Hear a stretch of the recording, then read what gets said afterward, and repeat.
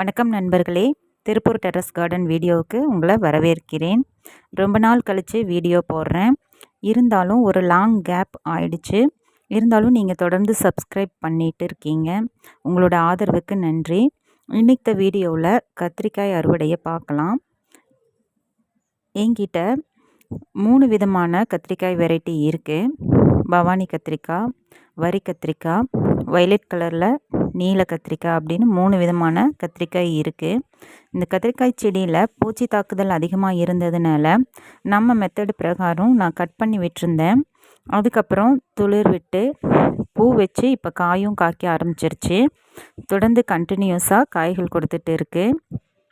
கத்திரிக்காய் செடிகள் இந்த சம்மர் சீசனில் நிறையாவே காய் கொடுக்கும். சரியான அளவு ஃபர்டிலைசர் நம்ம கொடுக்கணும். வீட்டிலையே தயாரித்த கம்போஸ்ட் கொடுக்கலாம், மீன் அமிலம் கொடுக்கலாம். அதுபோக வேப்பம் புண்ணாக்கு அவசியம் கொடுக்கணும். மற்ற காய்கறியை காட்டிலும் கத்திரிக்காய் வீட்டில் இருந்துச்சு அப்படின்னா கவலையே இல்லை. ஏன்னா சாம்பார் முதல் கொண்டு பொரியல் வரைக்கும், புளிக்குழம்பு அப்படின்னு எல்லா விதமான டிஷ்ஷஸும் கத்திரிக்காய் வச்சு செய்யலாம். பாருங்கள், கத்திரிக்காய் நல்லா பெருசாக திரட்சியாக வளர்ந்துருக்கு. தொடர்ந்து என்னோடய வீடியோவை பார்த்துட்ருக்கிற அன்பர்களுக்கு ரொம்ப நன்றி. தொடர்ந்து சப்போர்ட் பண்ணுங்கள். சப்ஸ்கிரைப் பண்ணாதவங்க என்னோடய சேனலை சப்ஸ்கிரைப் பண்ணிக்கோங்க.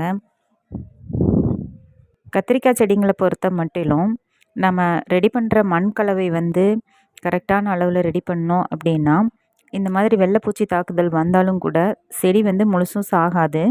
நம்ம கண்ட்ரோல் பண்ணி கொண்டு வந்துடலாம்.